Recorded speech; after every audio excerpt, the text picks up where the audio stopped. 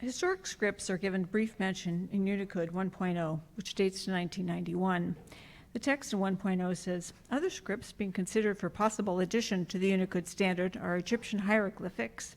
And then a little later, interest has also been expressed in including cuneiform and glagolitic.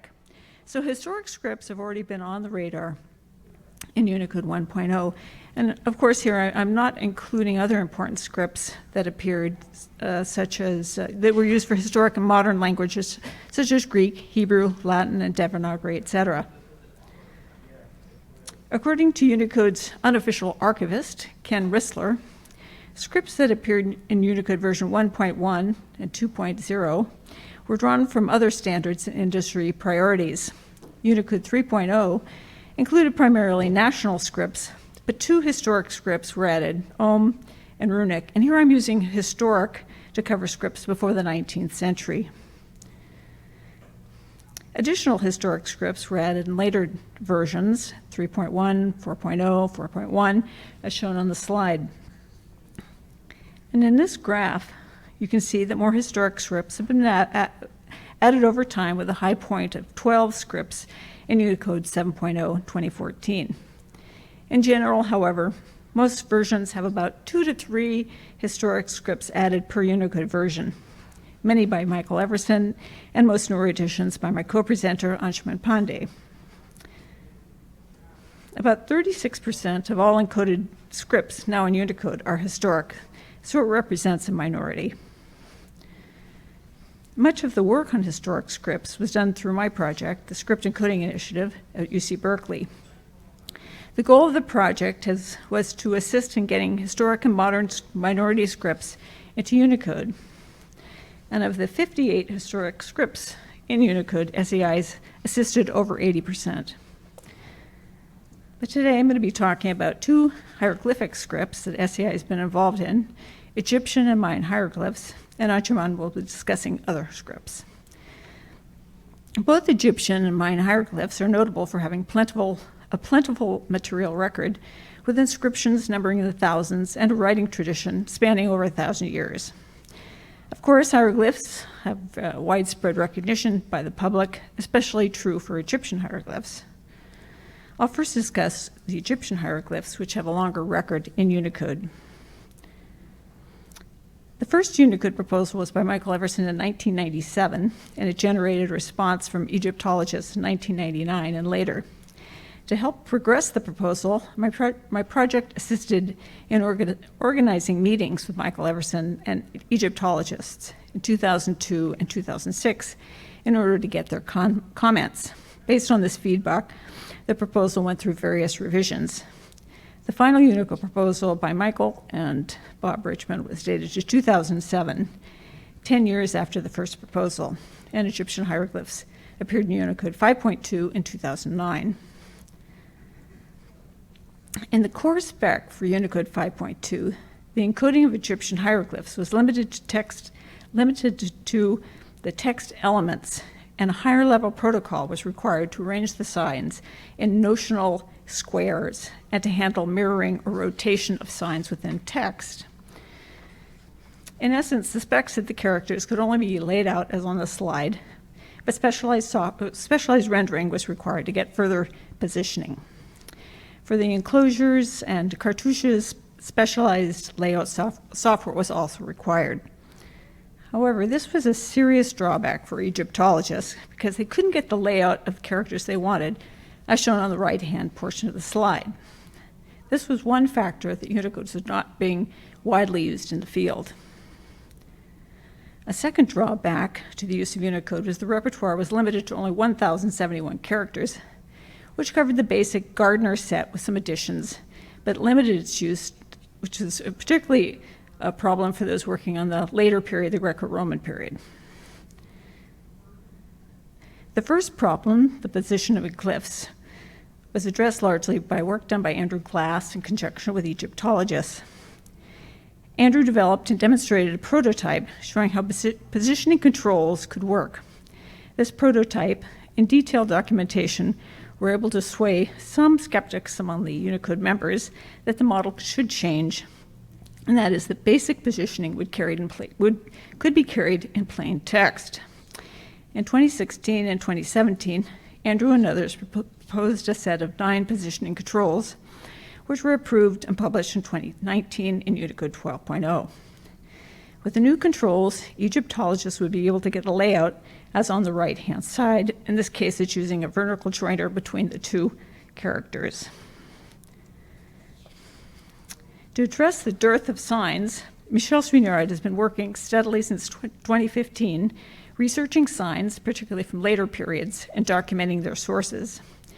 His latest document has a list of over 10,000 signs, though not all really are eligible for encoding because many are variants, they occur only once, or they could be handled by a sequence of characters. Until now, Egyptologists have been using various editing programs such as JSHESH to get positioning, but they've expressed an interest in being able to convert from JSHESH to Unicode and to use Unicode generally. Thanks to the work of Andrew Glass, Egyptian hieroglyphic text should be able to take advantage of some technical advances to get the behavior that Egyptologists want. Andrew's been pushing the limits of OpenType, made possible by the Universal Shaping Engine. Use of OpenType and the Universal Shaping Engine mean Egyptian shaping works on the major rendering engines. A proposal for additional format controls and other mechanisms is underway, which, if approved, will allow hieroglyphs to be contained in cartouches or other enclosures and allow for the other positioning of signs. So I'm going to show a demo that was done by Andrew Glass. It reflects his work on the font and keyboard. As you'll see, he can input the Gardner code, which is the conventional way to refer to the hieroglyphs, or a phonetic value to get the hieroglyph. The demo also has a cartouche begin, cartouche end format controls, and controls that were already in Unicode, such as vertical joiner, horizontal joiner, and nested signs.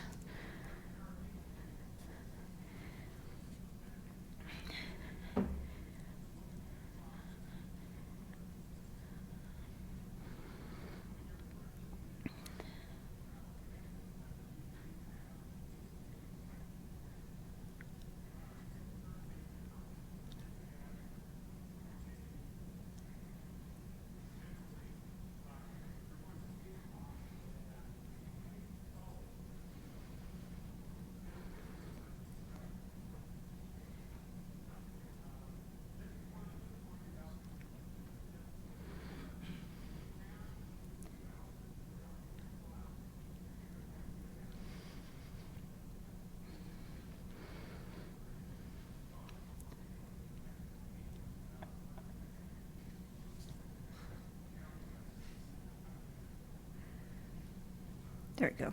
All right. The forthcoming format controls document also includes other means to modify hieroglyphs, such as rotation of signs here at 90 degrees, 180, 270, mirroring, and shading, which indicates damaged areas of signs or damaged signs. The shading can be conceived of as sort of an overlay on top of the hieroglyph or area. The forthcoming proposal also may include some editorial marks, including inline brackets. So he has a second demo which I'll show, and then this time demonstrating those features. This one's shorter.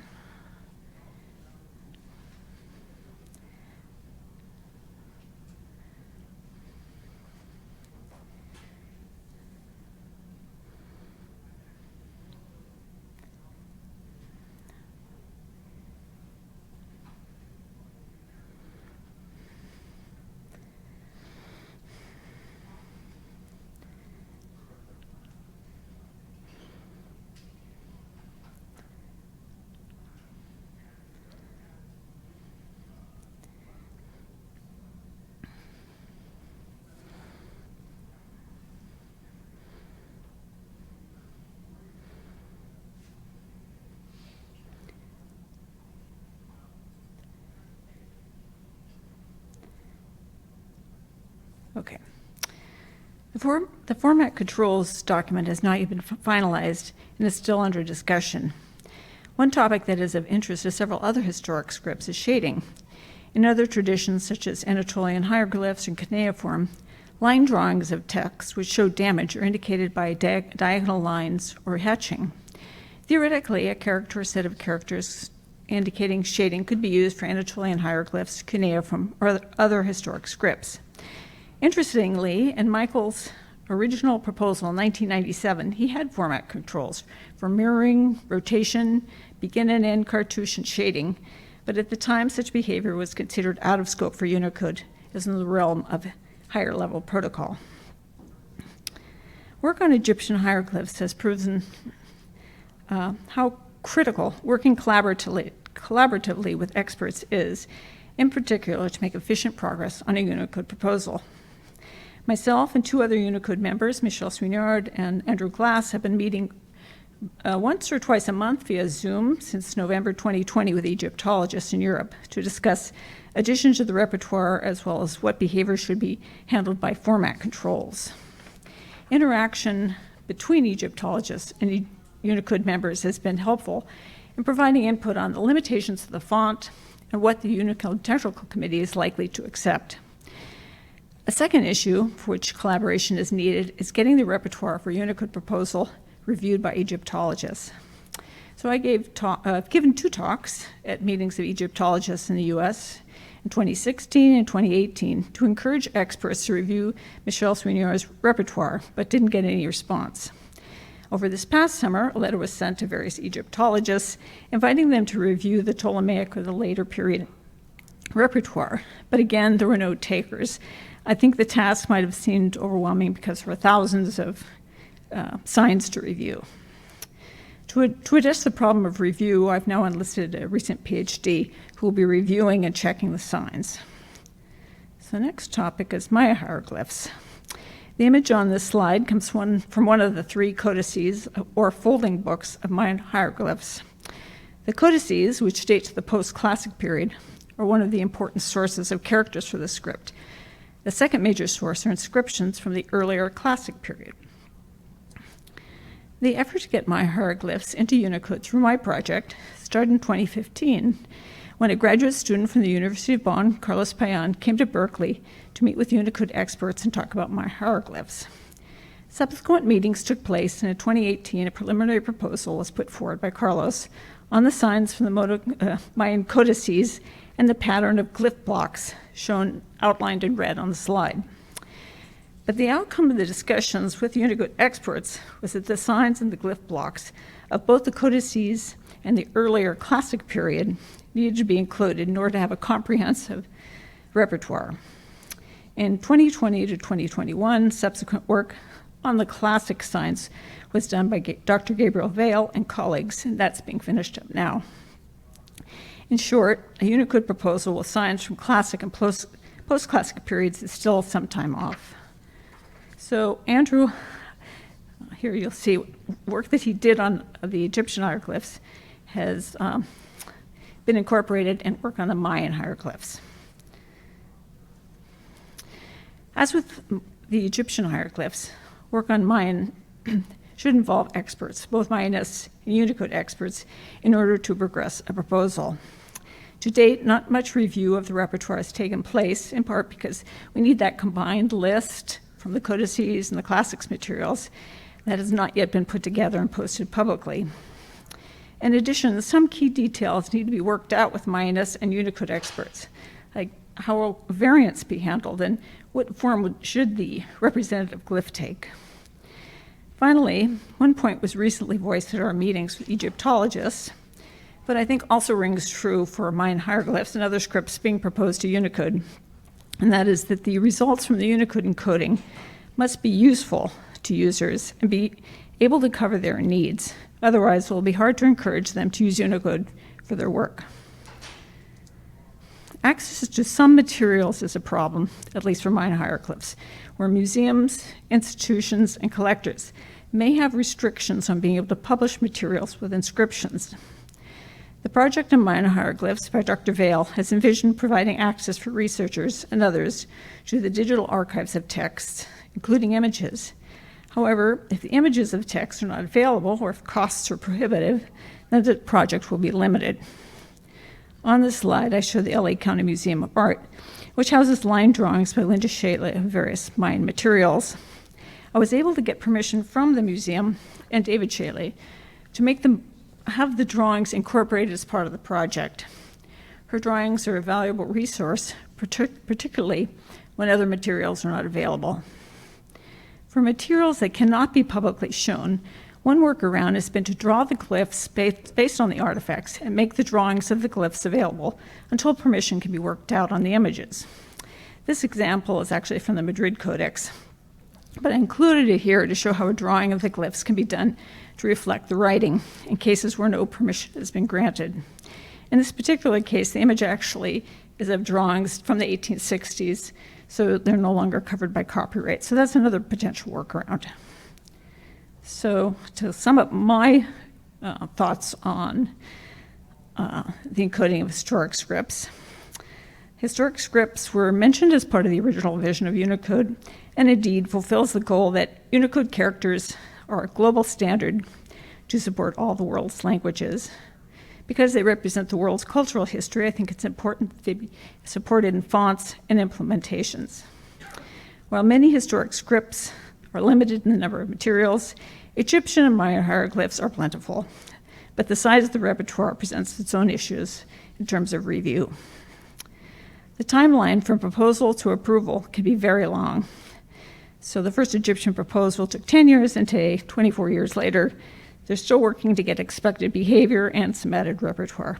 But now they can take advantage of technical advances, and other scripts can benefit, such as Aztec hieroglyphs. Lastly, involving script experts and Unicode experts early is advisable, so realistic expectations can be set based on the limits of technology and what the UTC is likely to accept. This will also help ensure fulfilling the needs of users and hopefully their adoption of Unicode fonts, by the user community. Okay, now I'll turn it over to Anshuman.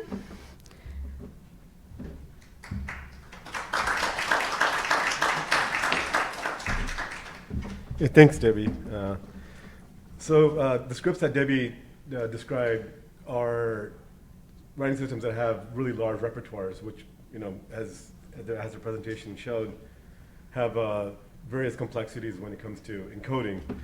The scripts that I'm going to talk about are on the other spectrum of that. They're scripts that have very small repertoires, but have their own challenges as well. And one additional complexity that the scripts that I'll be discussing introduce is that two of them are not fully deciphered. So what I want to focus on is this notion of how do we support undeciphered scripts in a digital environment when encoding these scripts pose challenges to the typical conventional character encoding process, where character encoding requires some sort of semantic identity or understanding of the signs that are being encoded, and how do we balance that with the need of scholars today to use data interchange and to use character data in order to aid in development. So in thinking about the three scripts I'll present, I want to focus on also how we need to rethink character encoding norms, like in particular the Unicode character glyph model, and in particular the encoding of variants, and also how do we move away from the character as a atomic unit into maybe subatomic elements of that character, such as character and graphical primitives. Now, the three scripts that I'll be discussing are Proto-Sinaitic, Sidetic, and Book Pahlavi. These three scripts are common in the sense that they have small repertoires, they have large variation in terms of glyph shape, and they also pose significant ambiguity in terms of interpreting and identifying what the character represents. Now, these may be undeciphered and they may be historical and they may be small, but there is really a lot of scholarly activity going on in terms of study and in terms of decipherment for these scripts. And the last one, is actively used by a religious community both in Iran and in India. Now, the challenges that these present, similar to Egyptian hieroglyphs, maybe a little less, is that there's no scholarly standard for these scripts yet. Back when Gardner was working on Egyptian hieroglyphs, he came up with a sign list that kind of became a standard. We don't really have that sort of documentation or literature for these scripts. And to compound, there is no existing technical support. So the work that scholars are doing today, they're using line drawings, tracings, everything's done by hand in terms of exchanging information.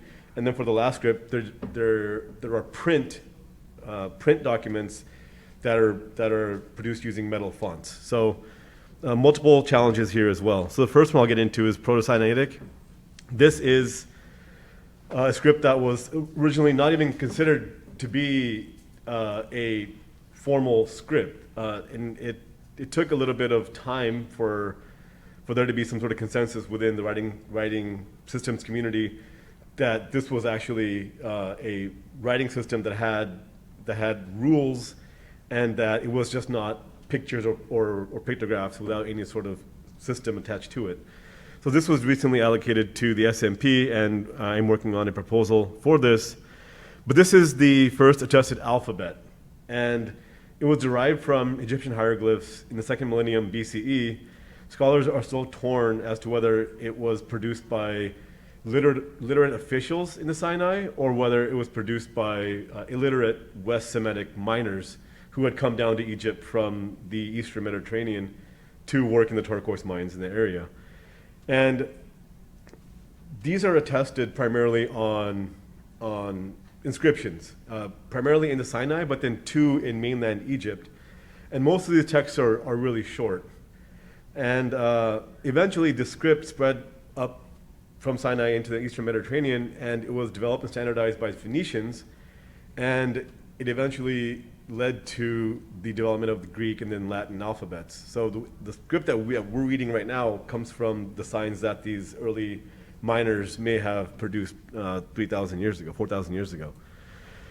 So a little bit more background. So this chart shows the evolution of the letter A from hieroglyph up top over to the Proto-Sinaitic letter for Aleph, and then how that gets transformed over time into the Phoenician Aleph, the Greek Alpha, and eventually the Roman A. So what we have now as an A is kind of an inversion of an ox head, if you think about it, with the horns up, except the horns are down for Latin.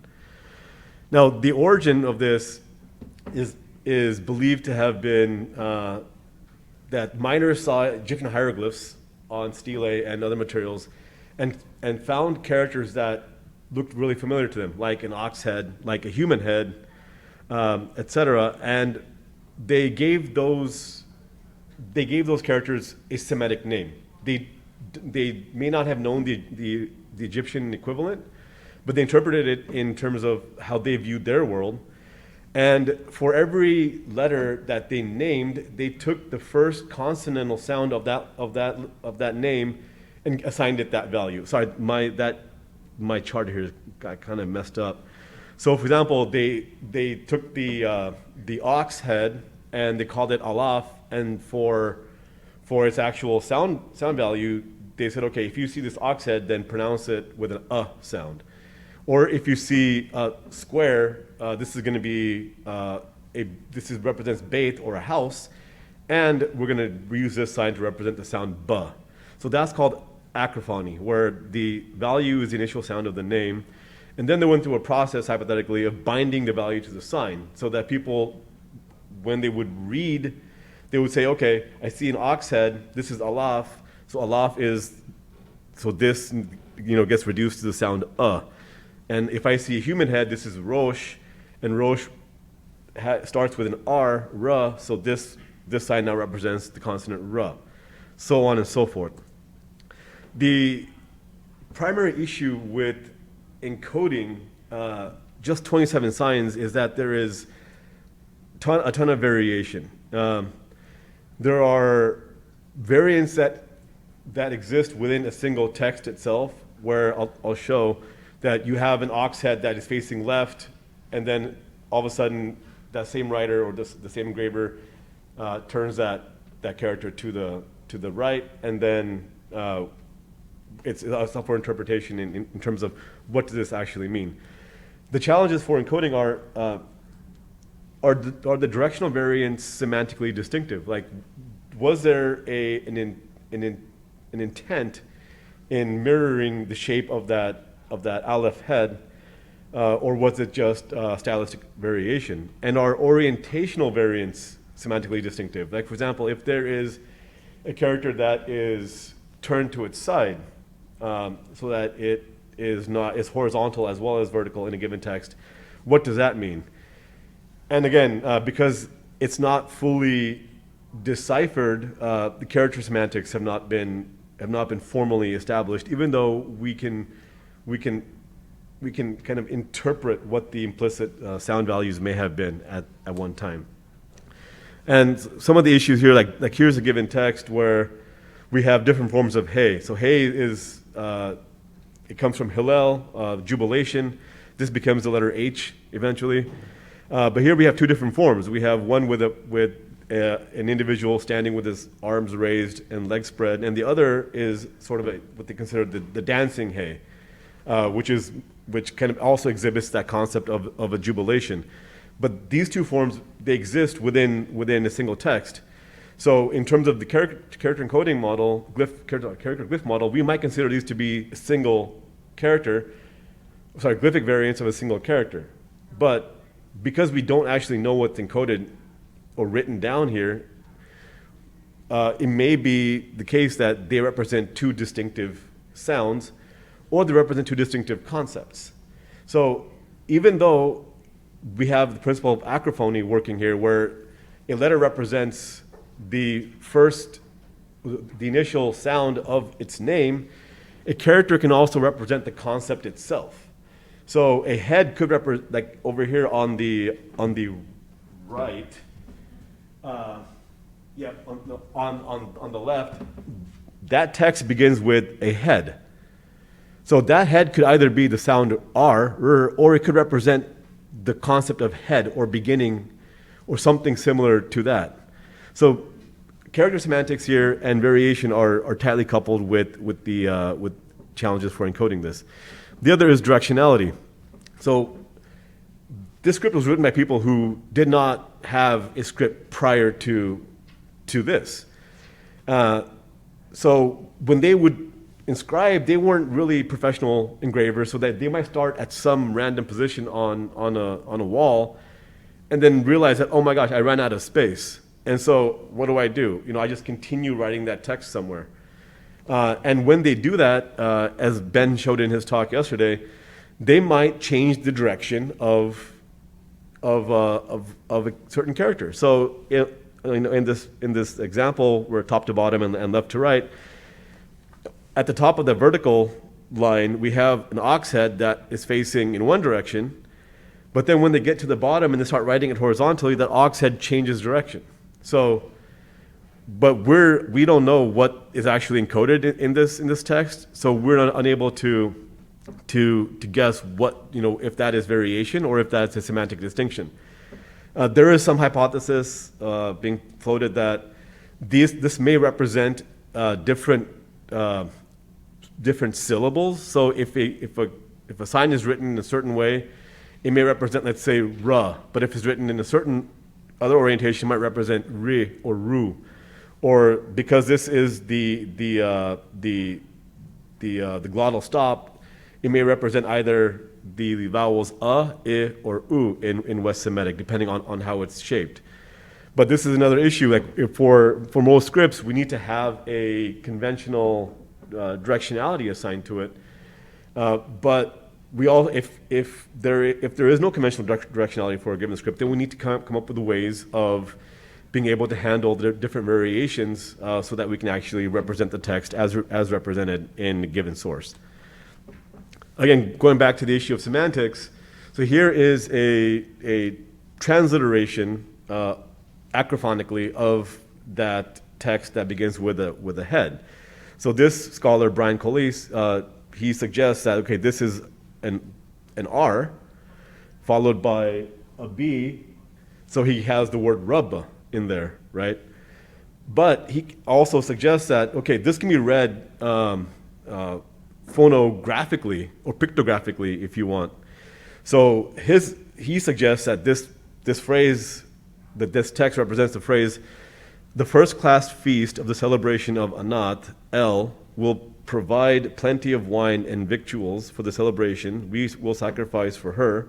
Her is Anat, an ox and a prime fatling. So here we have a situation where the ox head is being represented, is being interpreted and represents the actual ox instead of the glottal stop. So those are some of the issues I'll summarize when I get to the end of this. The other script that I want to talk about is Sidetic. Again, a script that has a very small repertoire. It was also not considered to be a well-defined or fully defined script, so it was not actually allocated to the Unicode roadmap until 2019. But it is a script that was used in Anatolia. It likely developed from Phoenician, and it's related to but distinct from Greek. And it has affinity with the other Anatolian alphabets, Carian, Lycian, and Lydian, which are already encoded in Unicode. So this is a comparison of those three and Greek. And so this script was used concurrently with Greek. Here we have a biscriptal inscription to the goddess Athena. And so the top of that plaque is inscribed in Greek, followed by the Sidetic, let's say, translation of the Greek. This script was used on coinage in short texts, but also on long inscriptions. Some of the issues that we face in encoding this is that there is still scholarly disagreement on letter values. Two of the most common letters are these that I've highlighted in red, which represent the semivowels ya and wa, but scholars are not quite sure as to which sign represents which value, and there may be a case that the values are interchanged depending on the age and the location within Anatolia of a particular inscription. And then there's a situation where there are several characters for which we don't know the values.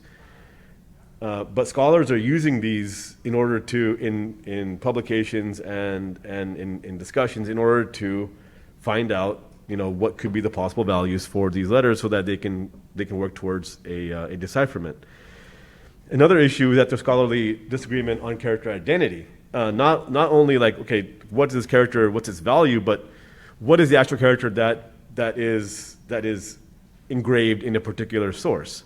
So here we have two tracings of the same text, and I've highlighted in red and in blue some of the divergences between Nola and between the Zincos in terms of what they feel a particular sign could have been. So these are some of the issues that we're facing with Sidetic. And for the last script, we have Book Pahlavi. This is an Aramaic script that was used in Iran, and it was developed for writing Zoroastrian texts, and is currently still used by Zoroastrian and Parsi communities mostly in India, some in Iran. In India, it's printed concurrently with Gujarati. The majority of Parsi and Zoroastrian adherents in India are fluent both in Farsi and also in Gujarati. They can read Pahlavi, which is a Middle Persian language, and the script is actively studied and printed in India. So this is an excerpt from a grammar of Pahlavi that has both Gujarati and Book Pahlavi printed. And this is from the middle of the 20th century. So again, 25 letters. The complexity here, which is also reflected in several Aramaic scripts, is that letters drop out and multiple values get assigned to a single character. Book Pallavi takes this to an extreme where you have situations like characters like this single vertical line, which can represent the sounds waw, ein, nun, and resh. These are fairly common consonants, N, R, and W. So this adds to a complexity that I'll describe in a second. So this is also a joining script. So it's not just written like the Latin alphabet, but it's written cursively, so that you join one character to another, and there's certain joining behavior for each letter. So here I'm showing the nominal forms, the intermediate shapes that these letters take before joining, and then the final joined form down here. So letters have either dual joining or right joining properties, and the right joining properties characters are the most complex. So these characters down at the bottom have multiple shapes that result in terrible and highly ambiguous interpretations and readings. So here is an example of the different shapes that, let's say, the aleph or the gimel can take when it's participating in cursive joining. So this leads to multiple representations, where if you have a combination of an aleph followed by a gimel dalet yod, it can have these four shapes. Same thing with the combination of, let's say, a gimel dalet yod plus an aleph. It can have a special ligature, or it has its own particular shape. So another issue is that when these letters join, sometimes a sequence of two letters has a joined form that can represent the nominal form of an independent letter. So if you see something just out of the blue, you can't really be sure if this is an aleph or if it's a sequence of two dalets. And so this adds to a complexity and also to issues in character identity, which is a huge problem for encoding. Also, to add to this, there's variation in print. So different printers from different periods in time use different fonts, and different fonts have different perfections or imperfections that either increase or decrease our ability to interpret what the text may be. But we can see the same word represented differently in different texts, and so we can't really tell what is actually being encoded there. So Rusbe came up with a new model for encoding book Pahlavi, which we're still discussing, but this is to move away from actual letters and to represent graphical elements. So instead of encoding the letter aleph, we might just represent two graphical elements, and these are what we call teeth and bellies. So belly is a loop that descends, and the tooth is one that kind of just curves and stays at the horizon. So using this sort of model, we might be able to reconstruct text in a way that there is no ambiguity in the encoding. So you can do a round trip encoding and conversion and still retain the underlying semantics of the characters that we have. So in the interest of time, I'll stop here.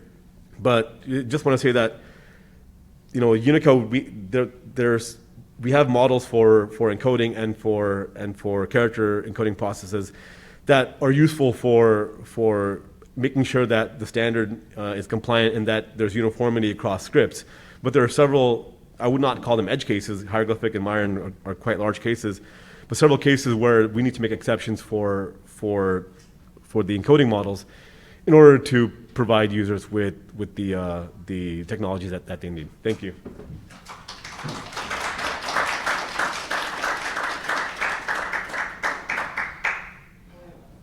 Probably a couple minutes for questions, if there are questions.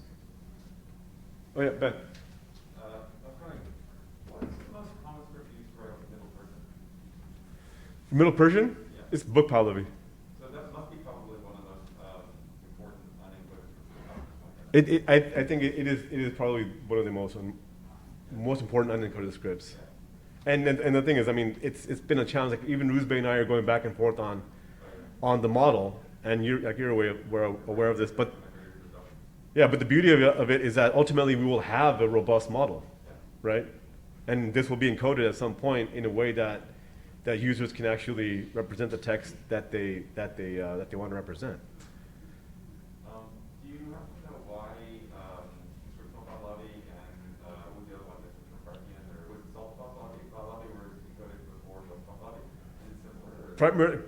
Yeah. So Salter Pahlavi is non-joining. Yeah, oh, I'm right there. Yeah, I believe that that's the case.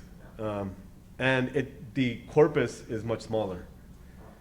And it also doesn't have the complexities that this script does. So, you know, it's not really necessarily a question that these other scripts were not correctly coded. It's just literally that they were dissimilar.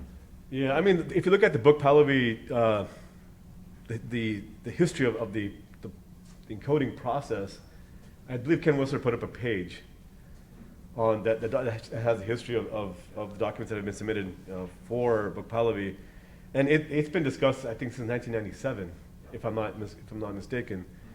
But and these are like some eminent scholars of Iranian linguistics and scripts have been consulted on the script.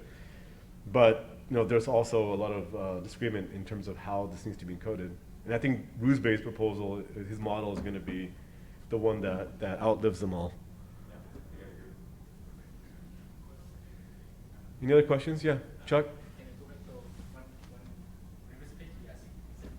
So I can ask if you have at the right middle corner, if you add the two the same this coding style, coding value, is that the first one becomes smaller after join? No, so wait, are you talking about the curl? So none of these, so these bellies and teeth, they don't change their shape at all when joining. And so they need to have a fixed shape, otherwise we go into the same complexity as before. So like, let's say we have a string, like this third example here, which is a bunch of U shapes followed by two hooks and a line. We need to be able to represent that, and then to be able to process that encoded text in the same way in which the person typed it out originally. Right, so it takes, let's say, 10, 11 characters to write that sequence, which may be problematic, but the thing is, it allows for precision in the encoding. It's almost the same to We'll talk about, we can add that to this, so. Yeah. Any other questions, comments? Yeah, Naomi? After Gretchen's talk about emoji as the future of language, I'd love to hear sort of your thoughts on why studying historical languages and hieroglyphics and past scripts is really essential to looking toward the future. It's not.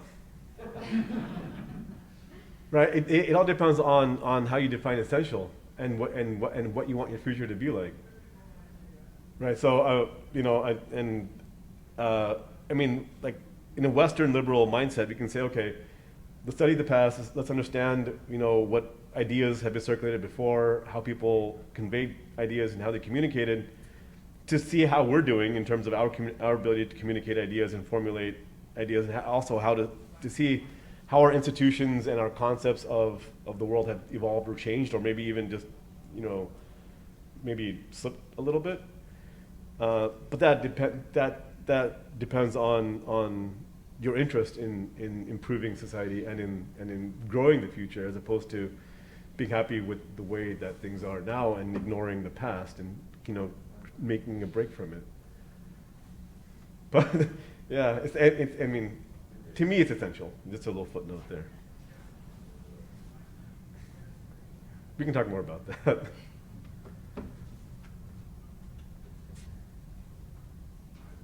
Okay. If there's no other questions, you can always feel free to always reach out to Debbie or me. If you have any questions, on any of the scripts that we've discussed here, or any other scripts that are in the Unicode pipeline, we're always happy to help, and always happy to talk to people who are working on these scripts that we are not in contact with at present.